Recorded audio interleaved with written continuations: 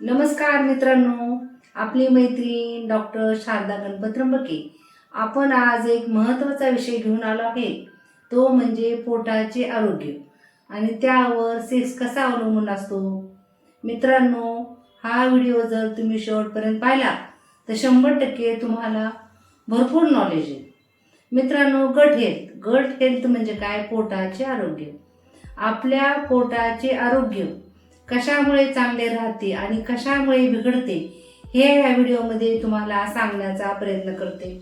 मित्रांनो, आपण मुखापासून म्हणजे तोंडापासून खातो ते लॅट्रिनच्या रस्त्यापर्यंत जी सिस्टीम असते त्याला डायजेस्टिव्ह सिस्टीम म्हणतात, म्हणजे पचनसंस्था. पचनसंस्था ज्याची चांगली त्याची बॉडी म्हणजे आरोग्य चांगलं. पचनसंस्थेमध्ये जे मोठे आतडे असतात, छोटे आतडे असतात, त्यामध्ये एक प्रकारचे बॅक्टेरिया असतात, फंजाय असतात, व्हायरस असतात. ते काय करतात, आपण जे अन्न खातो त्याचे बारीक बारीक तुकडे करून त्याचं चांगल्या प्रकारे पचन करून विशिष्ट प्रकारचे हॉर्मोन म्हणजे काय, तुमच्या शरीराला जे आवश्यक असणारे व्हिटॅमिन, प्रोटीन, कार्बोहायड्रेट तयार करतात आणि रक्तामार्फत प्रत्येक सेलला जातात.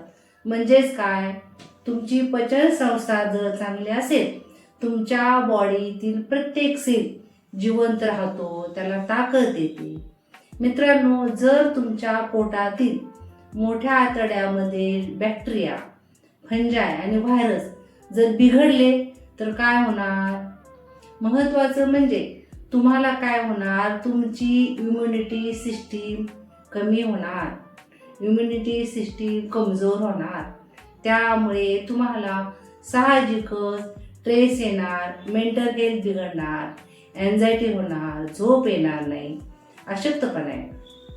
दुसरं आणखी तुमच्या हृदयावर परिणाम होणार, हृदय कमजोर होणार, रक्ताभिसरण चांगलं होणार नाही. आणखी गट हेल्थ बिघडल्यामुळे तुम्हाला फॅटी लिव्हर होणार, पोटाचे कोलायटिस, IBS, कॅन्सर सारखे आजार होणार. नेहमी कॉन्स्टिपेशन होणार, म्हणजे संडासला साफ होणार नाही, उलट्या होणार, ॲसिडिटी होणार. मी ह्या व्हिडिओमध्ये तुम्हाला गट हेल्थ चांगलं राहण्यासाठी तुम्ही काय करायला पाहिजे ह्याविषयी बोलणार आहे. मित्रांनो, आपल्या शरीरामध्ये आपण काय खायला पाहिजे? फायबरयुक्त आहार, फायबरयुक्त अजून प्रोबायोटिक खायला पाहिजे. फायबर म्हणजे काय, आपल्या भारतामध्ये महाराष्ट्रामध्ये भरपूर प्रकारची बिया आहेत, हिरव्या पालेभाज्या आहेत. ज्यूसही तुम्ही पिताना फक्त ज्यूस नका घेऊ, अख्खी मोसंबी, अख्खी संत्र खाल्लं तर फायबर भेटतं, त्यामुळे तुमचं पचन चांगलं होतं. दुसरं आणखी काय, तुम्ही दही, इडली, जे आंबवलेले पदार्थ असतात ते तुमच्या आहारामध्ये घेणं फार महत्त्वाचं आहे. आणखी तुम्ही काय घेणार, जास्त तळलेले तिखट पदार्थ जर घेतले तुम्हाला ॲसिडिटीचा त्रास होणार, त्यामुळे पोटामध्ये कोलायटिस होणार, कॅन्सर होणार. म्हणून तुम्ही तिखट तेलकट पदार्थ खाऊ नये. आता जे लहान मुलांना तुम्ही पॅकेटमध्ये वेपर देतात त्यामध्ये काय असतं, कलर असतात विशिष्ट प्रकारचे, आणखी त्यामध्ये केमिकल असतं, त्यामुळे काय होतं, आपल्याला जिभेला टेस्ट लागते, त्यामुळे नेहमी खावं वाटतं. म्हणून असे तुम्ही पॅकेज जे पदार्थ असतात ते घेऊ नयेत. आणखी महत्त्वाचं म्हणजे तुम्ही जेवताना कसं जेवावं. जेवताना नेहमी चावून खावं, भराभरा खाऊ नये. शिवाय पाणीही फार पिऊ नये. माझं मत असं नव्हे की पाणी पिऊ नये, थोडं पाणी प्यावं. आणि पाण्याचे प्रकार असतात कसे, हे फक्त शुगर, BP काही पेशंटला वेगळे नियम असतात. हा व्हिडिओ मी सर्वसामान्यांसाठी बनवलेला आहे. आपल्या लघवीचा कलर जर डार्क येलो असेल तर आपल्या शरीराला पाणी कमी पडते, आणि जर आपल्या लघवीचा कलर फिक्कट येलो असेल तर शरीराला पाणी भरपूर आहे. म्हणजे पाणी पिण्याची पद्धत असते. आता काय होतं, पोटाच्या विकार हे लहान मुलापासून ते म्हाताऱ्या माणसापर्यंत असतात.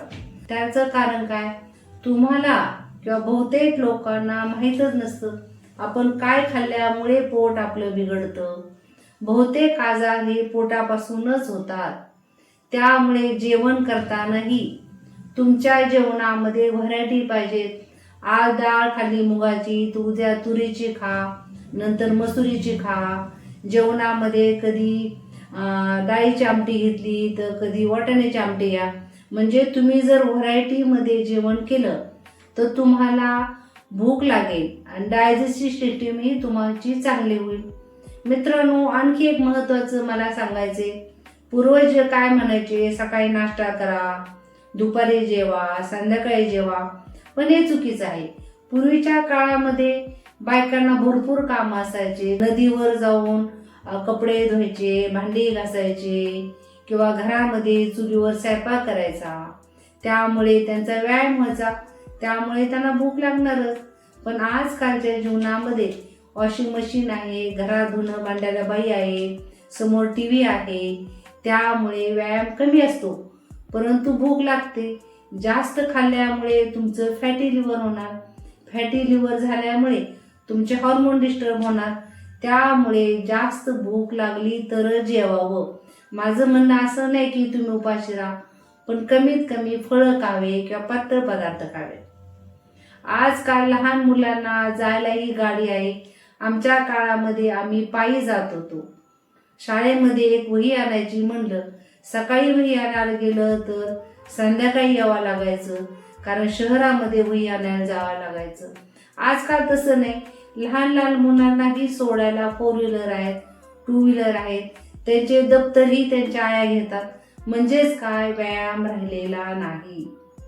मित्रांनो, माझं हा व्हिडिओ बनवायचा दृष्टिकोन एवढाच आहे, तुम्ही जर पोटाच्या आरोग्याकडे लक्ष दिलं तर साहजिकच तुमची तब्येत चांगली होईल. तुमची गट हेल्थ जर चांगली असेल तर काय होणार, तुमच्या लिंगालाही ताठरता येईल, सेक्स करायची इच्छा होईल, तुम्हाला लैंगिक सुख लागेल. म्हणजे तुम्हाला जर सेक्सच्या काही समस्या असतील तर पोटाकडे लक्ष देणं फार महत्त्वाचं आहे. पोट बिघडलं तर तुम्हाला गॅस होणार, कॉन्स्टिपेशन होणार, उलट्या होणार, जुलाब होणार. कुठे सेक्स करत बसणार? सेक्स करण्यासाठी तुमचं पोट चांगलं असणं फार महत्त्वाचं आहे. तुमचं पोट चांगलं असेल तर तुमचं टेस्टोस्टेरॉन हार्मोन चांगलं होईल.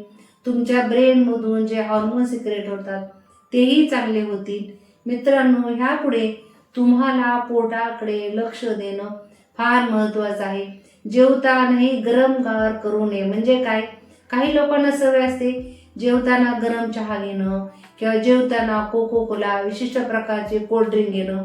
म्हणजे जेवताना गरम-गार पदार्थ करू नये. त्यामुळे तुमचे बॅक्टेरिया, फंजाय, व्हायरस डिस्टर्ब होऊन तुमची तब्येत बिघडते आणि वारंवार सिजनेबल आजारी पडता. हा व्हिडिओ जर तुम्हाला आवडला असेल तर लाईक करा, शेअर करा, सबस्क्राईब करा. आपली मैत्रीण डॉक्टर शारदा गणपत त्र्यंबके. नमस्कार.